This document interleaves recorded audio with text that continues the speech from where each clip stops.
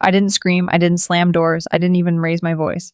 I just smiled, set my coffee cup down on their kitchen table, and said, "You're too late." My mother stared at me, like I had spoken in a language she didn't recognize. My father's jaw tightened, and my older brother Marcus, the golden child, the favorite, the one they had spent 30 years protecting, looked at me like I was supposed to be afraid of him. I wasn't. I hadn't been afraid for a long time. I had just been waiting. Let me go back to the beginning, because none of this makes sense without it. I am the younger of 2 children. Marcus is 5 years older than me. Growing up, the difference between how my parents treated us was something I noticed early but couldn't name until I was much older. Marcus got the car for his 16th birthday. I got a bus pass. Marcus's college tuition was fully paid by my parents. I was told at 17 that I would need to take out loans because you're smart, you'll figure it out. Marcus burned through 2 majors, switched schools once, and still graduated without $1 of debt. I worked 30 hours a week through my entire undergraduate degree and paid off my loans by 28 through sheer obsessive budgeting. None of that made me bitter. What made me bitter came later. I work in financial compliance. I audit documents, trace irregularities, and identify patterns that don't belong. I am very good at my job. I have been doing it for 7 years, and what it has taught me, more than anything, is that dishonest people are almost never as careful as they think they are. They leave traces. They always do. I found my first trace when I was 26. I was applying for a car loan, and my credit check came back flagged. There was a personal loan from 2019 for $14,000, and it opened in my name at a credit union 2 states away from where I had ever lived. I had never opened it. I had never signed anything. The address on the account was my parents' house. I didn't panic. I opened a spreadsheet. Over the next 3 weeks, I pulled every credit report I was entitled to. I found 3 accounts I hadn't opened: a credit card, a personal loan, and a store financing account at a furniture retailer. Total unauthorized debt in my name, just under $22,000. The address on every single account was my parents' house. I sat with that information for a long time before I did anything with it. I told myself there had to be an explanation. I told myself maybe it was an error. I told myself a lot of things people tell themselves when they don't want to believe something true. Then I called the credit union where the largest loan had been opened. I asked them what documentation had been used to open the account. They told me a copy of a driver's license and a social security card. I had never given my parents a copy of my social security card, but I knew exactly where they kept their documents. A fireproof box under their bed. I had seen it 100 times growing up. I still didn't confront them. Not yet. I hired a credit attorney, disputed the accounts, froze all 3 of my credit reports, and quietly began documenting everything. My compliance background made this almost mechanical. I created a folder. I labeled it simply evidence. And then I waited to see what they would do next. What they did next was Marcus. My brother had spent the better part of his adult life making bad decisions and expecting other people to cover the distance between where he was and where he thought he deserved to be.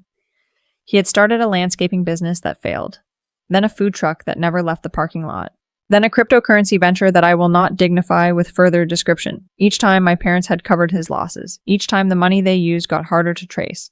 In January of last year, Marcus made his biggest mistake yet. He had borrowed, and I use that word loosely, $60,000 from a private lender, not a bank, a private individual with connections I won't speculate about, but who had made it very clear that the money was expected back, with interest, within 18 months. Marcus did not have $60,000. Marcus did not have $60,000 because Marcus had spent it on a boat. I am not joking. A boat. By March, the pressure on Marcus had apparently escalated enough that he went to my parents in a panic. And my parents who had already stolen $22,000 from my credit history, decided that the solution was me. I found this out on a Tuesday evening in March when my mother called me and asked if I could come to Sunday dinner that weekend. She said she missed me. She said it had been too long. She asked if I liked pot roast, which she knew perfectly well that I did, and which she had made for me approximately once in the last decade. I said I'd be there.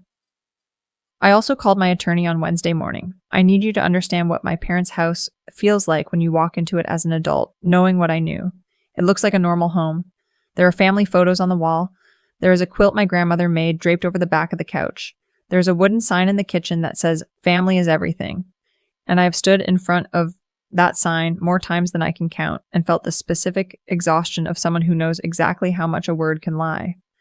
I arrived at 1 p.m. on a Sunday in late March. My brother's truck was already in the driveway. That told me everything I needed to know about how pre-planned this was. My mother hugged me at the door. She smelled like the same perfume she'd worn my entire life. And for just a second, that smell made me ache for something I had never actually had. The version of this family that existed only in the photographs on the wall. I sat down. I ate pot roast. I asked Marcus about his life and listened to him talk for 15 minutes about a new business idea involving event planning. And I nodded at all the right places, and I waited. My father cleared his throat. That was the signal, apparently, because my mother immediately started collecting plates she didn't need to collect, and Marcus sat up straighter, and my father folded his hands on the table and looked at me with an expression I can only describe as practiced. "We need to talk about Marcus," he said. "Okay," I said. "He's in some trouble, financial trouble. It's serious." "I'm sorry to hear that," I said. My brother jumped in then, and what came out of his mouth was a version of events so thoroughly revised that I genuinely wondered for a moment if he had come to believe it himself. He had loaned money to a friend. That was the first revision. The friend had betrayed him. He had taken on debt to help someone else, and now he was being punished for his generosity. He was a victim. He had always been a victim. I kept my face very still. $60,000, my father said. "That's a lot," I said. "It is. And the people he borrowed from, they're not patient people, Rachel." There it was, my name, used the way parents use it when they're not asking you something, they're telling you. "We're family," my mother said. From somewhere near the sink, "Family takes care of each other." "I agree," I said. My father leaned forward. "We need you to take out a personal loan. Put it in Marcus's name. Or yours, the rate would be better in yours. And we can work out a repayment plan as a family." I looked at my brother. He was looking at the table. "I would need you to sign something," I said. "If we're talking about a formal loan arrangement, a written agreement, repayment terms, collateral." My father's expression shifted. "Rachel, this is family. We don't need—" "I work in financial compliance," I said. I always need documentation." My mother came back to the table. She sat down. She reached across and put her hand over mine, and her voice went soft, in the way it always did when she was trying to make me feel like refusing her would make me a bad person. "Your brother almost lost his arm in that accident," she said. "He has suffered so much." I looked at her hand on mine. "Mom," I said, "Marcus broke his arm falling off a ladder at his own job site, which he wasn't supposed to be on without insurance. And he wasn't protecting anyone when it happened. He was trying to cover up a safety violation." The silence that followed was interesting. "That's not—" Marcus started. "I have the incident report," I said. "I requested it 2 years ago." My father stood up. This was the part I had prepared for most carefully. When people feel cornered, they escalate.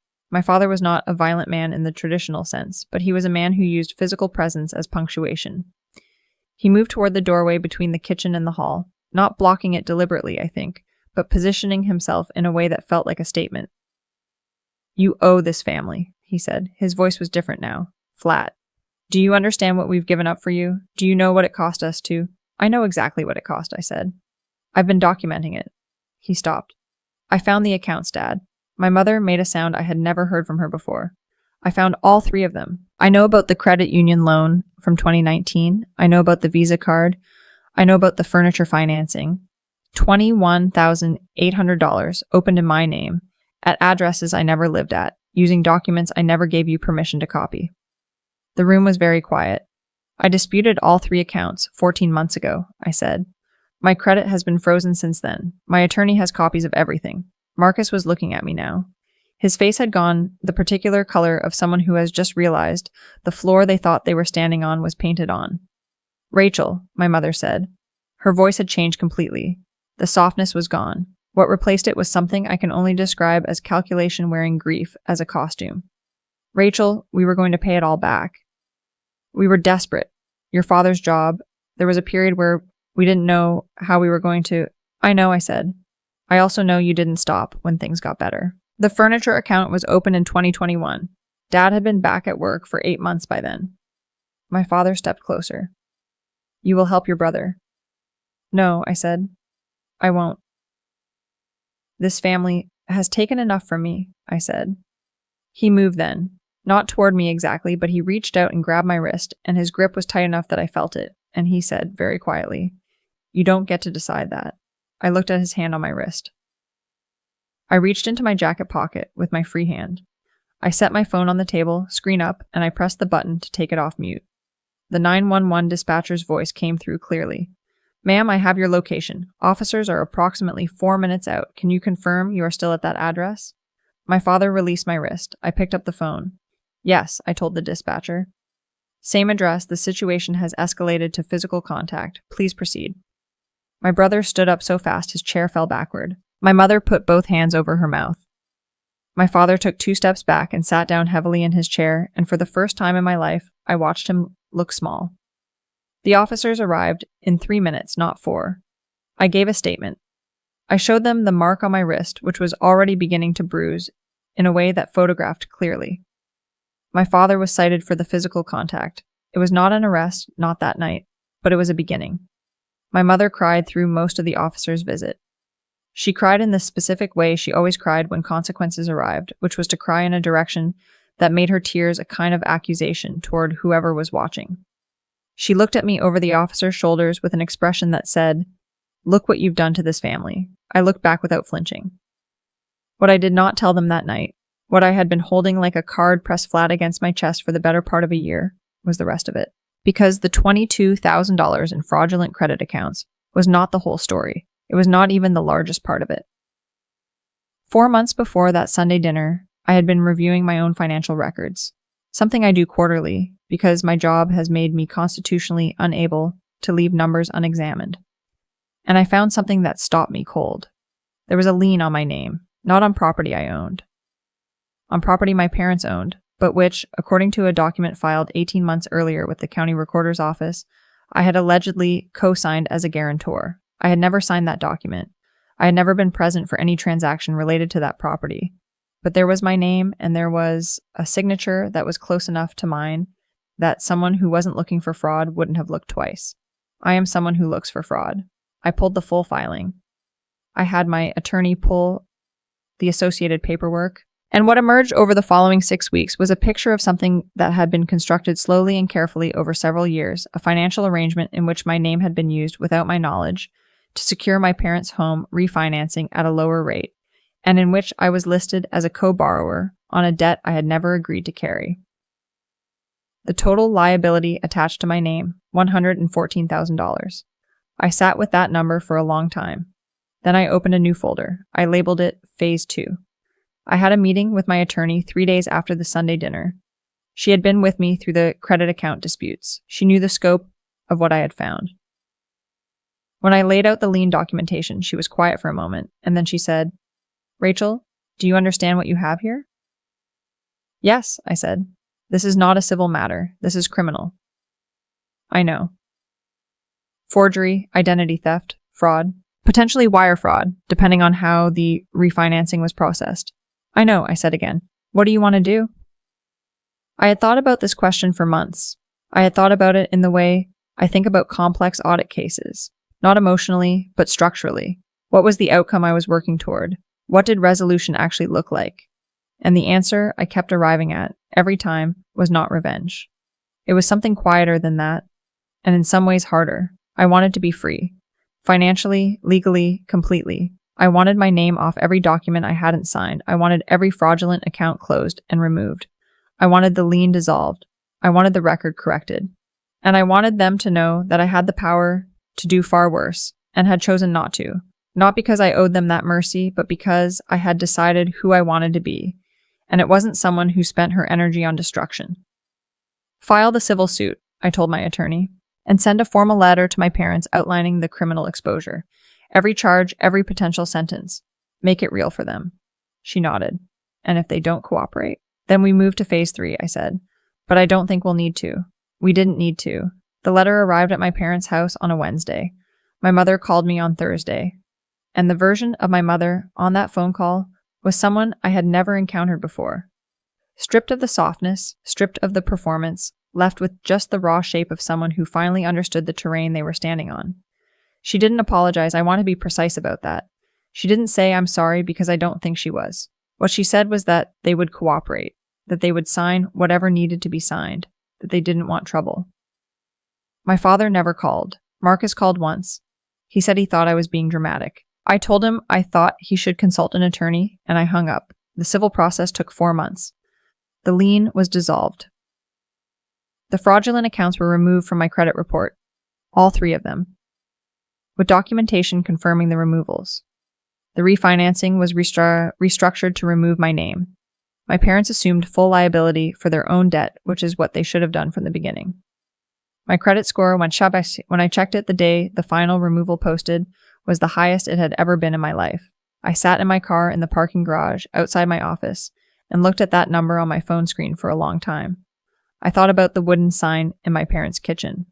Family is everything. I thought about what that sign had cost me, specifically in dollars and years, and the particular exhaustion of being someone's safety net when they have never once tried to catch you. And then I thought about something my therapist had said to me once, during a session where I was trying to explain why I didn't feel angrier than I did.